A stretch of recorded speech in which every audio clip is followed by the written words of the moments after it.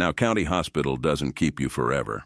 Well, there is one exception to that, and his name is Bullshit, an unfortunate biker and part-time debt collector who has been doing pull-ups in the corner bed of room 1525 for going on 40 years, which is either a testament to his physical fitness or a commentary on the county's discharge process, and I genuinely cannot tell you which.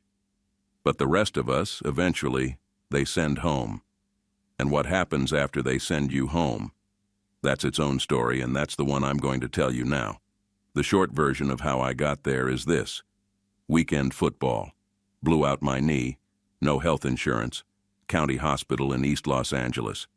If you want the long version, go back and watch episode 1. What matters here is what happened after the surgery. They casted me on the operating table, right there while I was still under, because the theory was that doing it immediately would save time, which it did. The problem is that when they picked me up, the cast was still soft. My weight settled into it.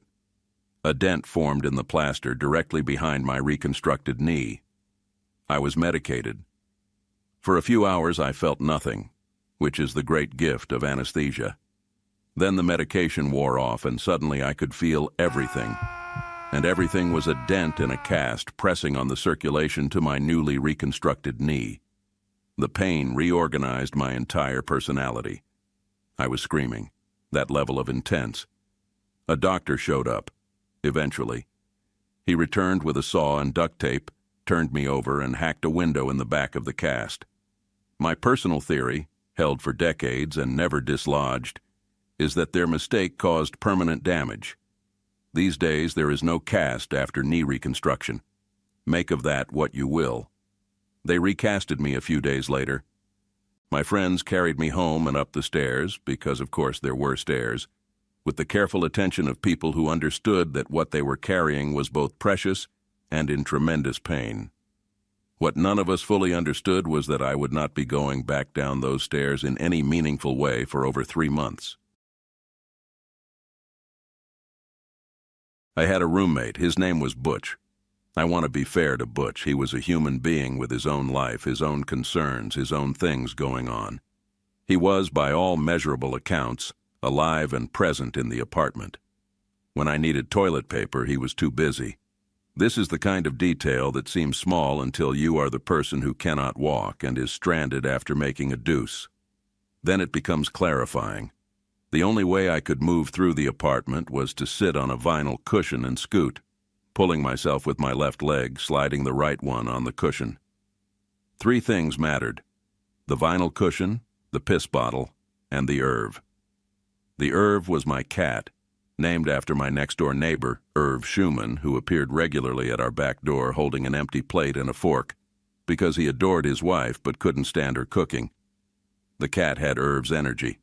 Unflappable, self-possessed, cool as a cucumber. The fawns of cats, looking good on a motorbike. For the 3.5 months in a cast, the Irv was my most reliable company. Butch, for the record, was not. My mother came. She was going through cancer treatment at the time, chemo and radiation, the full weight of it.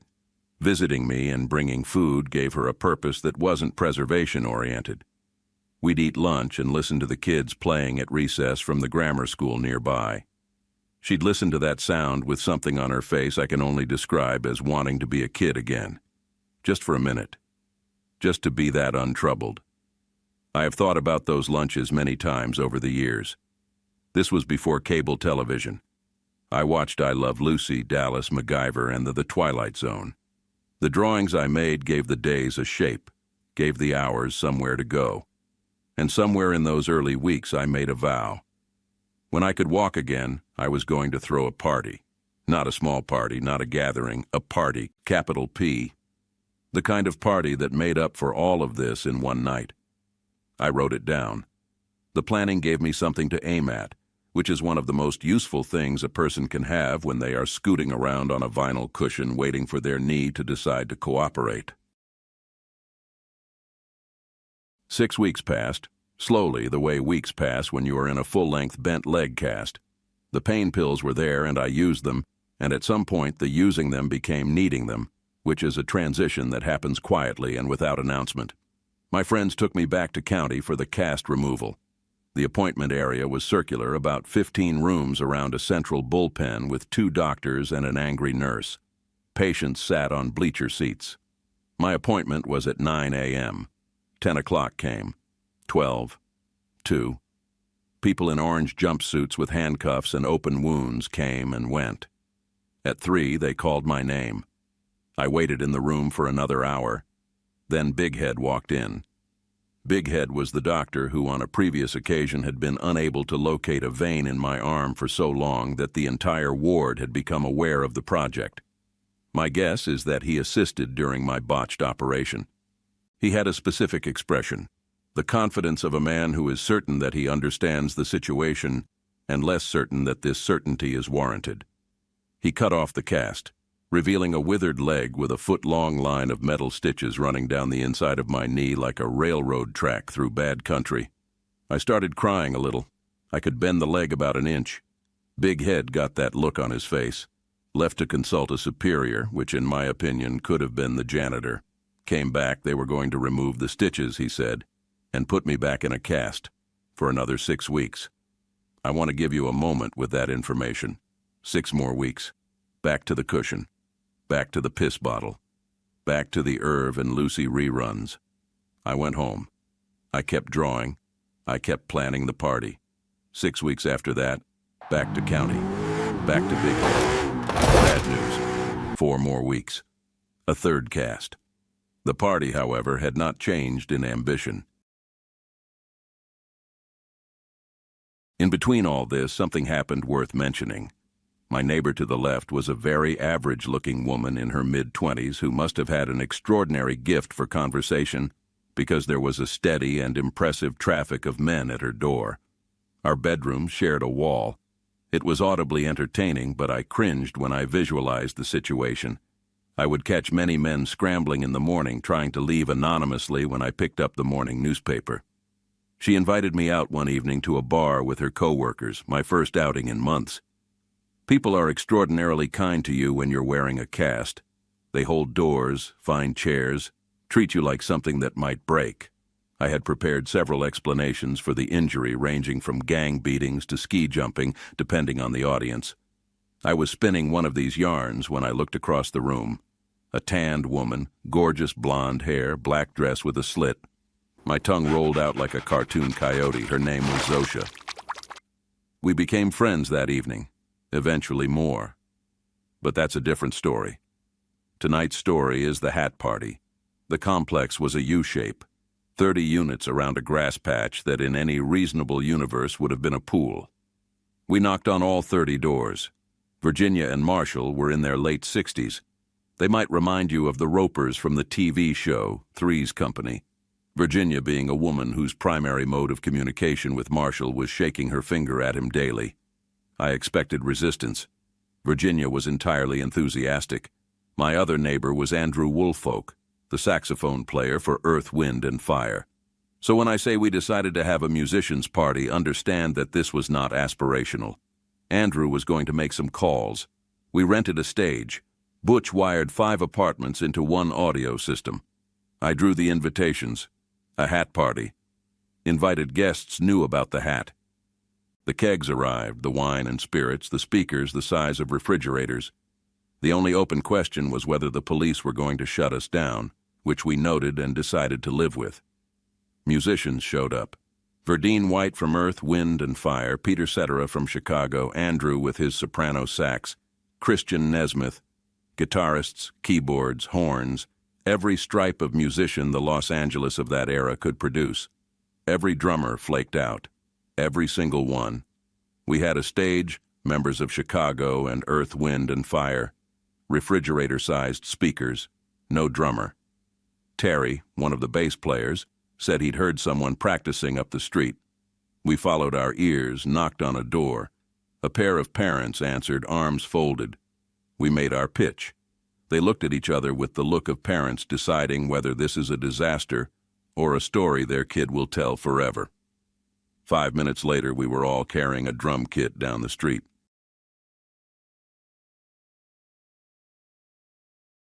The drummer was 15. His name was Jimmy. He played all night with members of Chicago and Earth, Wind, and Fire. 15 years old. I have thought about that kid many times, and I am certain he has told this story 100 times, and I hope every person he told it to believed him.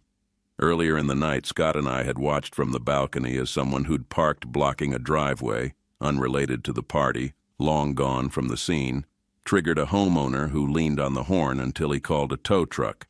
The truck arrived, hooked up, and at that precise moment the car's owner came sprinting out yelling obscenities. They argued. No dice.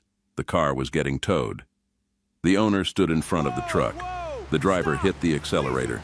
The owner grabbed the grill bars and stepped onto the bumper and rode the front of that tow truck all the way down National Boulevard to the yard, yelling foreign obscenities into the windshield the entire way.